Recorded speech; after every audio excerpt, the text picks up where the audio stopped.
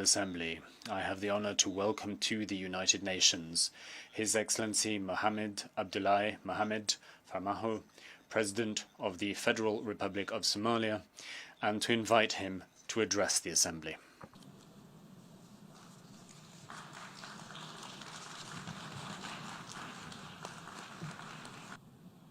Mr. President, Honorable Head of States and Governments, dignitaries, and ladies and gentlemen, it's a great honor and privilege to address you on this 74th session of the United Nations General Assembly. It's indeed my sincere belief that the General Assembly is vital in galvanizing multilateral efforts and actions for poverty eradication, quality education, climate action, and promoting inclusivity in all its forms to advance our global agenda for people-centered development, for common progress and prosperity. We in this Assembly, more than ever before, must realize and work towards ensuring no one or nations is left behind in the pursuit of progress and prosperity in this age of interdependence and interconnectivity.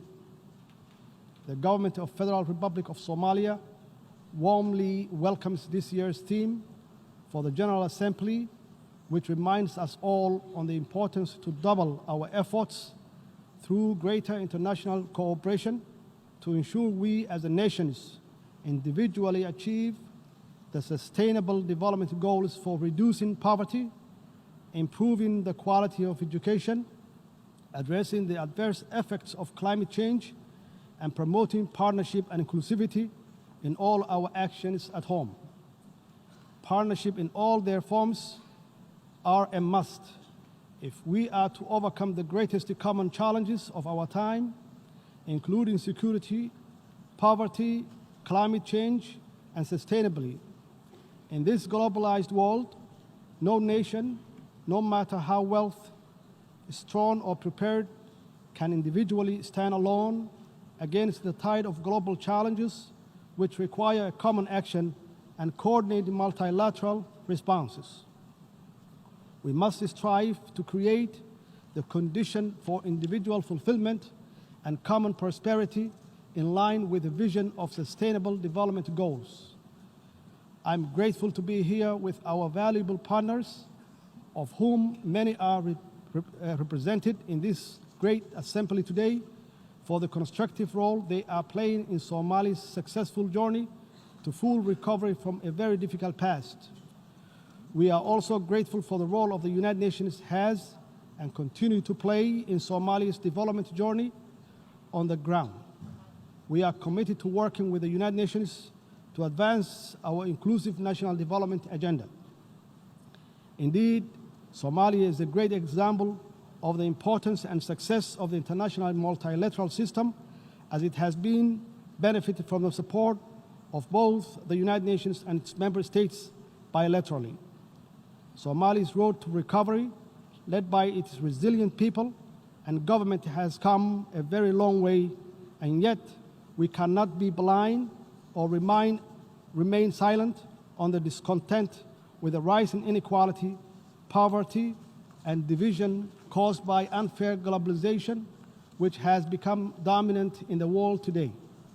Without doubt, inclusivity in all its manifestations must come to the fore if we are to succeed in galvanizing multilateral efforts for global security, poverty eradication, quality of education, and climate action alongside the other development priorities. Mr. President, Somalia is also playing a key role in the Horn of Africa's socio-economic development, and we are confident that the cooperation between the Horn of African countries will enhance economic development, political stability, social, cultural connectivity, and most importantly, security cooperation among the countries in the region. Horn of Africa region offers unrivaled opportunities for economic development and growth for its people if we can further strengthen the political, social and economic ties between our countries and our global partners. Horn of African states are not alone in working together towards a better future for their countries and people, because we have many friends who are supporting us all along the way for the interest of peace and security in the wider world, and we thank them. While Somalia promotes economic integration in the region and encourages its business community to invest in countries in East Africa and beyond, Somali communities continue to invest in the Republic of Kenya, which indeed contributes to the growth and economic prosperity. Somalia and Kenya are neighbors on the Indian Ocean coast of East Africa who enjoy peaceful and friendly relations. We owe much to Kenya for their steadfast support for Somali's people over the years. While our overall relations are excellent, our maritime boundaries has never been delimited and is the subject of disagreement between our two sister states. Bilateral negotiations did not achieve an agreement in the past. In order to obtain peaceful and equitable settlement in 2014 and in conformity with international law, Somalia instituted proceedings before the International Court of Justice, the highest legal authority of the United Nations. We are very pleased that the court found that it had jurisdiction to resolve the dispute, and that it scheduled final hearing on the merit of the case for the first week of November this year. Somalia, as a member of the United Nations and a party to the statute of the court, is committed to seeing this judicial settlement process through to its end. Somalia has pledged to comply with the court's final judgment and to accept the boundary that is delimited by the court. As a matter of international law, the court's judgment will be binding on Kenya as well. And we trust that when that judgment is issued and the boundary is established, a lasting settlement of this long-lasting dispute will finally be achieved.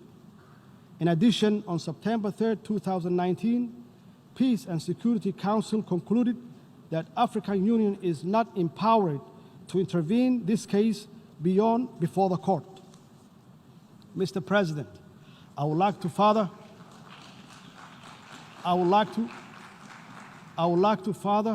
report that at the margin of the 74th United Nations General Assembly in New York, and exactly on Tuesday night, September 24, 2019, President al-Sisi of Egypt, who is also the current chairman of the African Union, convened and chaired a meeting between me and the President Uhuru of Kenya, the meeting which was very fruitful.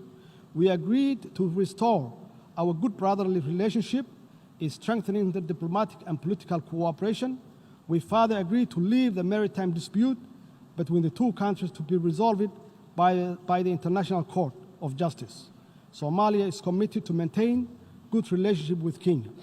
Mr. President, the Somali government is strongly committed to its ambition and enabling peace building and state building agenda, and we are making clear strides toward achieving inclusive politics, strengthening democracy, and constructing the very rights-based national institutions that are the pillars of strong societies.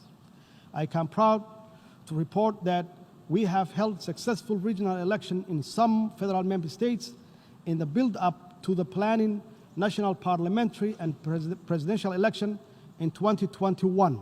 And we are determined to facilitate the success of this process through an inclusive electoral bill, which voter registrations and better public awareness of the importance of inclusive politics and national progress.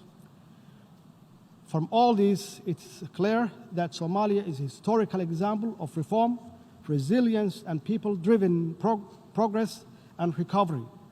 Today, our national discussions focuses on how to deliver inclusive politics, public services, financial and economic reforms, growing the economy, good governance, advancing regional cooperation, and how to finally defeat the threat of Al-Shabaab terrorism organizations with our valuable partners at home and abroad. Security has been our government's focus and greatest public expenditure since taking office because everything else, including poverty eradication, quality education, climate action, depends on it. We, alongside our international partners, are working tirelessly to rid the last pocket of violent extremism and their terrorist activities from Somalia.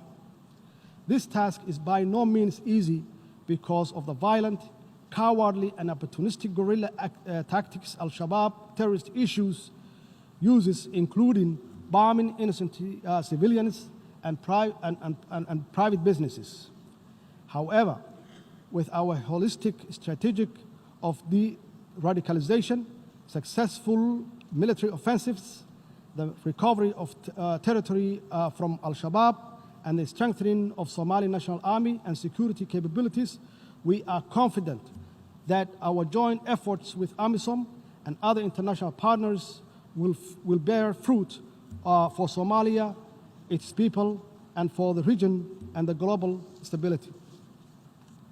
We are building a well-trained armed force and right-based security and accountable institutions to take over the responsibility of securing Somalia. Our government, in partnership with AMISOM and other key international supporters, is working hard to achieve this through transition plan in line with the national security architecture. In this regard, I wanted to thank the brave Somali security force, men and women, all the troop contributing countries of African Union, with AMISOM and all our international partners that support the security operations in different and important ways. By no means are these comprehensive reforms easy, but with commitment and absolute determination, we have biometrically registered all the Somali National Army and the human resources audit of the wider security sector in its entirety will be completed shortly. The biometric registration enabled the government to eliminate ghost workers, assess operation readiness of the security personnel, and make cost saving that will be used elsewhere to further strengthening security for the Somali people. I'm convinced that Somali's successful security sector reforms will provide us with the best possible security apparatuses to safeguard the well-being and the progress of Somali people.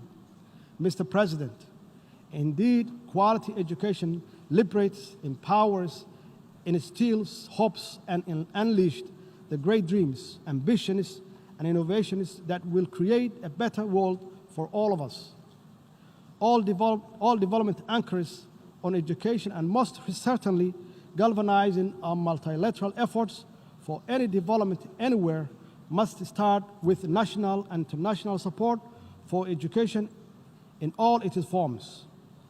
In Somalia, a key symbol of our national recovery has been the enormous expansion of education provision across the public and private sector in all stages of learning.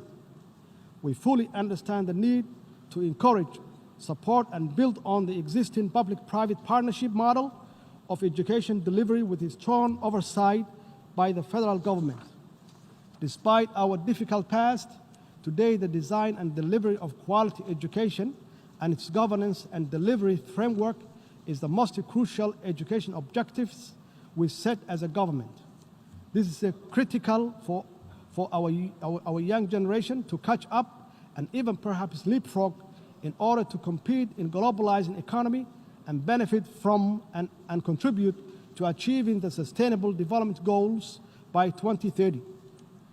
Given the importance of quality education to Somalia's peace building and state building processes, as well as its overall development, our government has embarked on an ambitious reform program which aims to expand access to education for our children, adolescents, and youth, including those from marginalized communities, the disabled, and girls and women. We are focused very clearly on improving the quality of learning outcomes, especially at early grade levels for all learners. We are also committed to increasing enrollment rates, ensuring the market relevance of learning opportunities to sustainably grow the economy in creating much-needed jobs and injecting further confidence in our people and country's prosperity and prospects. On the practical note, the Somali government is in the process of developing an inclusive and relevant national curriculum alongside rehabilitating all public schools while working hard to establish technical vocational schools and invest in the next generation of teachers and leaders in our schools. For the 5th year in a row, Somalia held the national exam successfully, and most of our students, including those that had disabilities such as blindness, participated and succeeded. We are proud of them.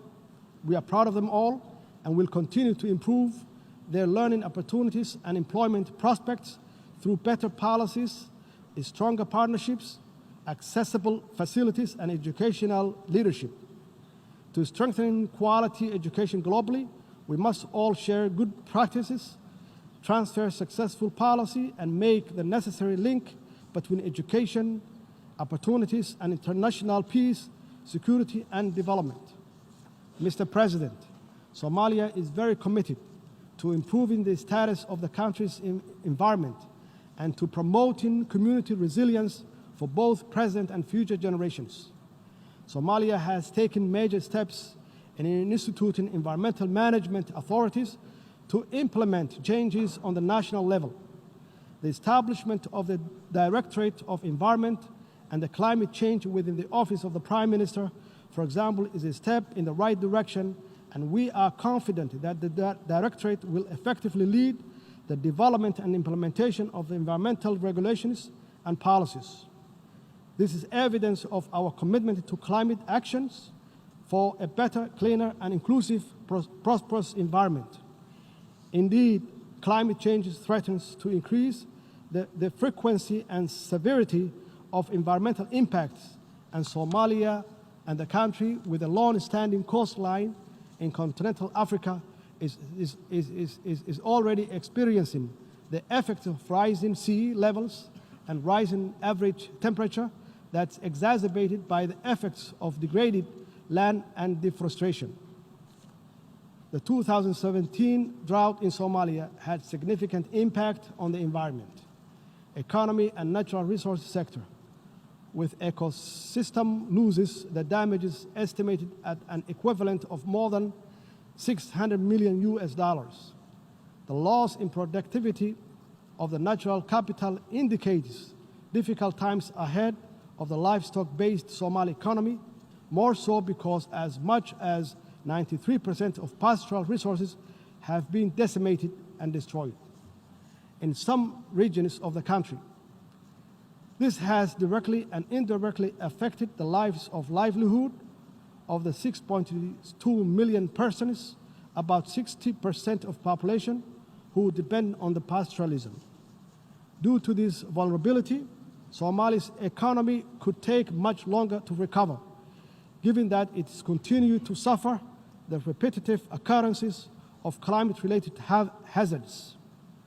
The drivers of vulnerability and fragility in Somalia are complex and therefore requires comprehensive and long-term solutions for integrating sustainable natural resource management and a global environment agenda in Somalia's recovery and national development plan. The lesson from our experience is that climate change or climate action is urgently needed to reverse the catastrophic environmental damage which pose an existential threat to our collective future. Mr. President, let me assure you that my government is fully committed to the outcome of Paris Agreement and equally other multilateral environmental agreements which protect our planet and safeguard the future for all. In this regard, we strongly urge the full implementation and enforcement of United Nations Security Council Resolution 751, which requires all member states to take all necessary measures to prevent the direct and indirect import and export of charcoal from Somalia. This will not only save the environment but deny the international terrorists as a source of terror financing, which they depend on to hurt the innocent and most vulnerable people in our society. Mr. President, poverty is one of the greatest pain a human, a people, a nation can suffer. The government of Somalia is working hard with its people to build a more sustainable future free from poverty with strong social protections.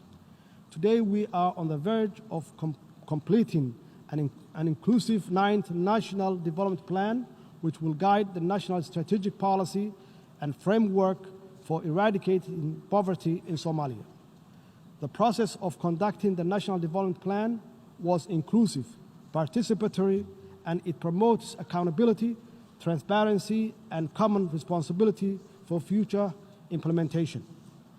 Our approach to eradicating poverty is to create economic opportunity for our people, and to do this, we are engaged in ambition and successful fiscal and economic reform programs guided by International Monetary Fund, the Staff Monitoring Program, to achieve debt cancellation by early next year through the High Indebted Poor Countries Initiative, HIBIC.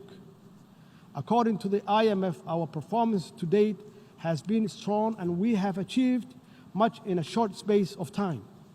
We continue to raise domestic revenue, improve national budgeting processes, make our financial system more secure and transparent, while instilling fiscal discipline in our national operations.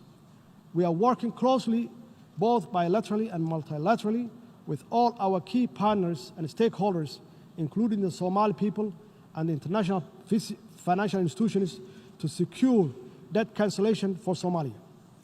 Achieving this will allow Somalia to get access to valuable and much-needed concessionary resources that will complement our national domestic revenue mobilization to cover the cost of eradicating poverty, improving public services, including quality education and security, and taking effective actions to safeguard our future against the scourge of climate change. Alongside economic and fiscal reforms, our government has championed a zero-tolerance approach of corruption so that every dollar is spent on the public goods. If we are to eradicate poverty, we cannot afford to lose a cent to corruption. Accordingly, we must always ensure value for money in public expenditure and tackle corruption head-on. This is why I signed the historic anti-corruption bill last week, and my government is determined to deliver on its content for the people of Somalia. Mr. President, let me conclude by reiterating Somalia's strong support for galvanizing multilateral effort for poverty eradication, quality education, climate action in all its forms. In this globalized age of uncertainty, common threats and opportunities, we must all be in this together to achieve common progress and inclusive prosperity. Our global journey to sustainable development may be long, but every step we take together will be rewarded with a stronger society, a more equitable and connected world, and a community of nations is strengthening and empowering through this collaboration. I thank you, Mr. President, and I thank you all in this assembly.